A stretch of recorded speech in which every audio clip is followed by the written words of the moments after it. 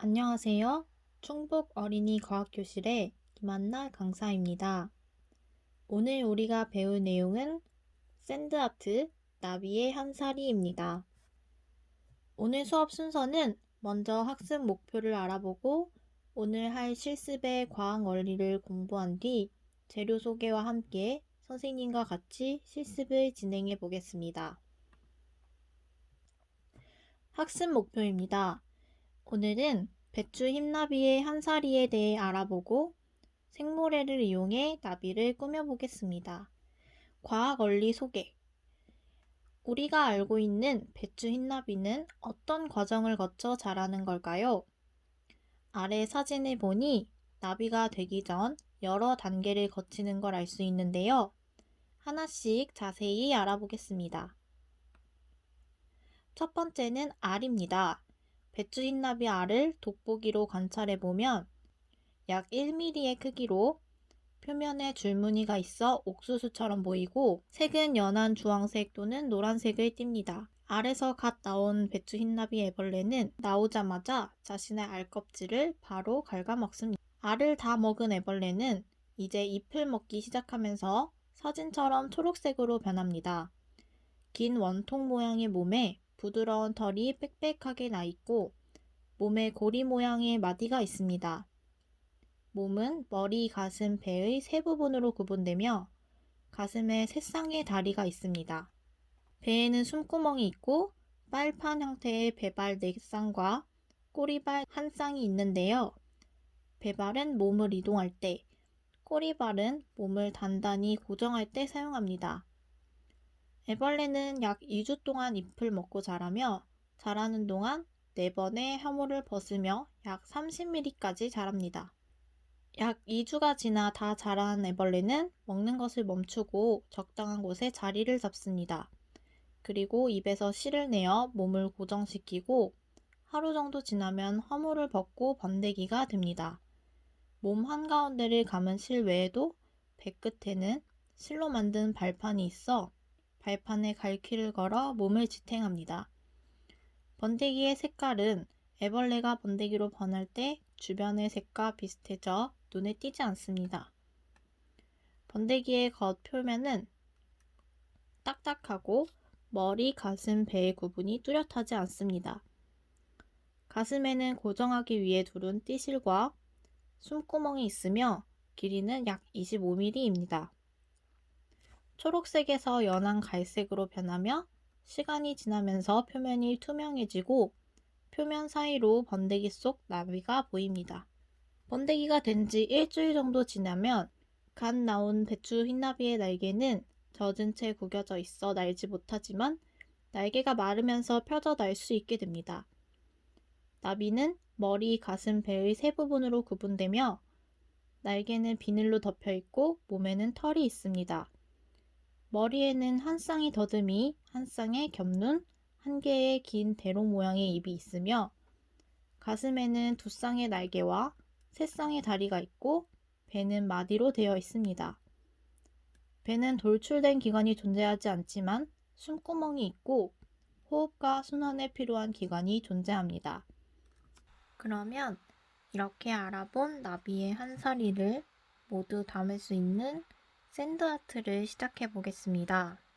시작하기 전에 위와 같은 재료를 준비해 주세요. 먼저 액자를 만들어 줄게요. 나만의 액자 도안의 가운데 부분을 뜯어주세요. 종이를 뜯을 때에는 손이 베이지 않도록 조심하고 종이가 찢어지지 않도록 천천히 뜯어줍니다. 그리고 도안 가운데 부분에 꾸미기용 그림들을 다 뜯어주세요.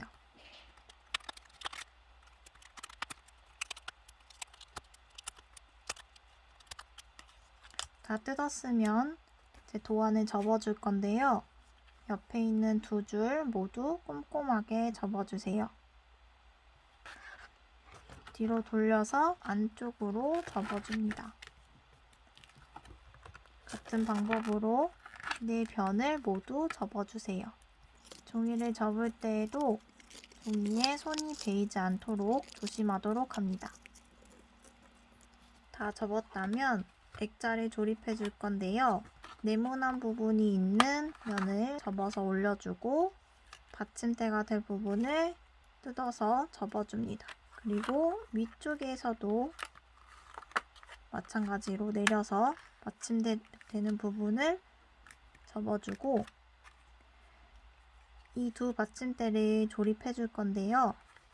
위에 올라온 화살표 모양 받침대에 칼선이 나 있어요.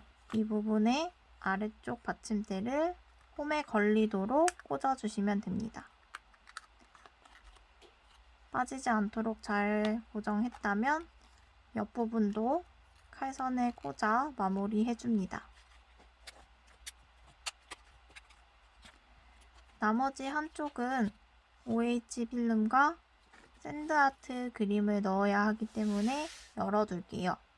그리고 아까 뜯어두었던 그림들을 이용하여 액자를 예쁘게 꾸며줍니다.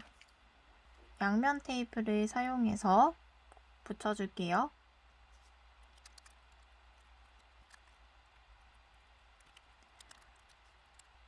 여기까지 액자 꾸미기는 완성되었습니다. 이제 본격적인 샌드아트를 시작해 볼 텐데요. 주의사항 몇 가지를 알려드리겠습니다. 모래를 사용하기 때문에 바닥에 비닐이나 신문지 등을 꼭 깔아주세요. 그리고 모래 사용 순서는 검은색부터 진한 순서대로 차례대로 사용하도록 하겠습니다. 먼저 검정색 모래를 뿌릴 곳을 뜯어줍니다.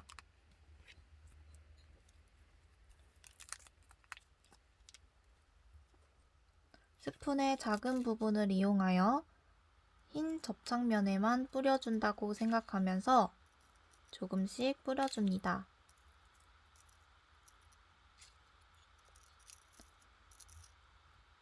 다 뿌린 후에는 모래주머니를 쏟지 않도록 잠궈서 옆에 두고 모래가 잘 붙을 수 있도록 손으로 문질러 줍니다.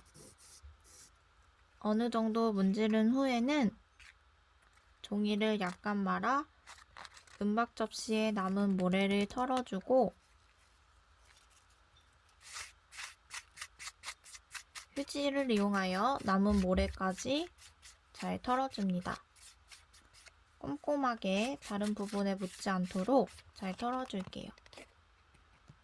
다음 빨간 모래를 사용할 곳을 뜯어줄게요.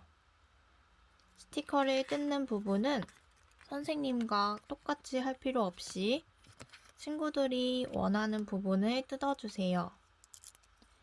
단, 내가 뜯으려는 부분의 옆 스티커까지 뜯어지지 않도록 손가락으로 눌러주며 조심조심 뜯어줍니다.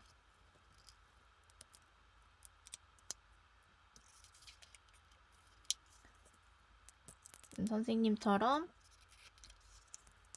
뜯을 부분 옆에를 잘 눌러서 뜯어줄게요.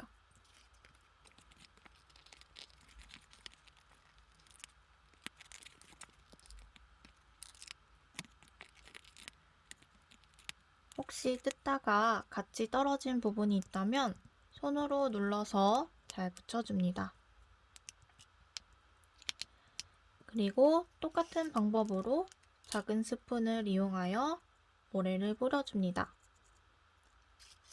최대한 접착면에만 뿌리도록 할게요.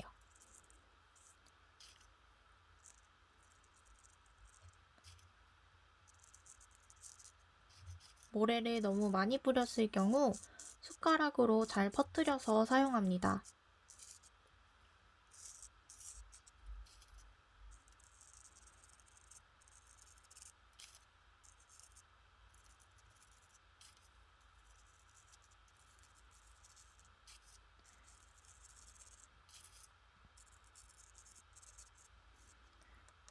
이번에도 모래주머니를 잘 잠궈서 손가락으로 문질러 줍니다. 꼼꼼하게 빠진 부분 없이 문질러서 접착면에 완전히 붙도록 해줍니다. 모래를 버릴 때에는 바닥에 떨어지지 않도록 주의합니다. 휴지를 이용해서 마무리해 줄게요.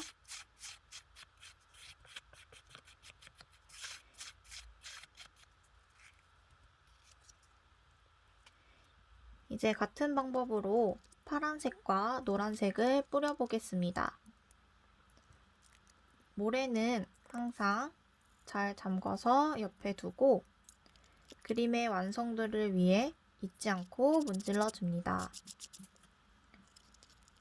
스티커를 뜯을 때에도 다른 부분이 같이 뜯어지지 않도록 손으로 잘 잡아가며 뜯어줍니다.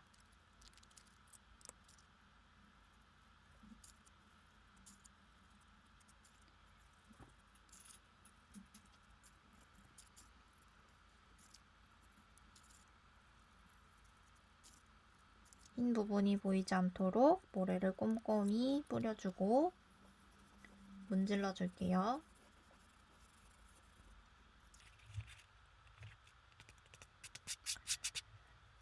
다음에 뿌릴 모래는 흰색이기 때문에 더 꼼꼼히 털어줄게요. 손도 털어주고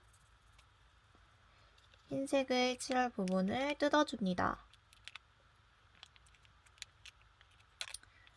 그리고 모래를 하기 전에 인형 눈을 먼저 붙여줄 건데요. 눈 뒤에 스티커를 떼어 붙여주면 더 잘 붙습니다.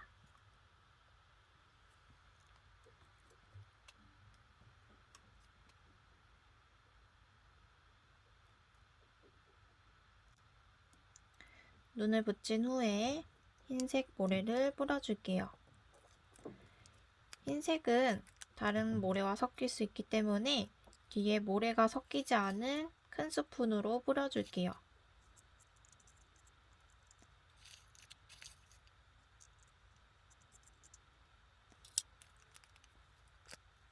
이번에도 문질러서 잘 붙을 수 있도록 해주고 덜어줄게요.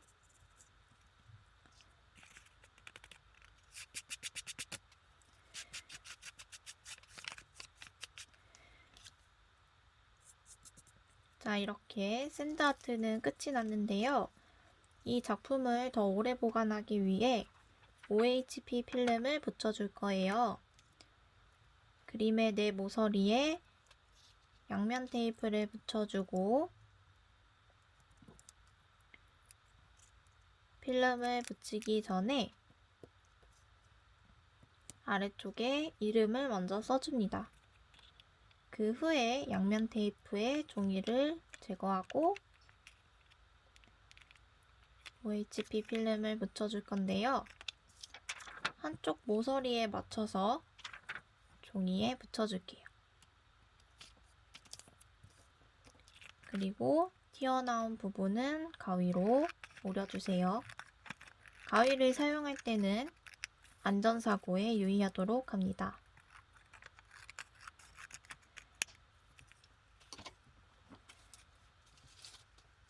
마지막으로 아까 만들어 놓은 액자에 그림을 넣어서 남은 면도 닫아주면 완성입니다. 이번 수업은 여기까지 마치겠습니다. 감사합니다.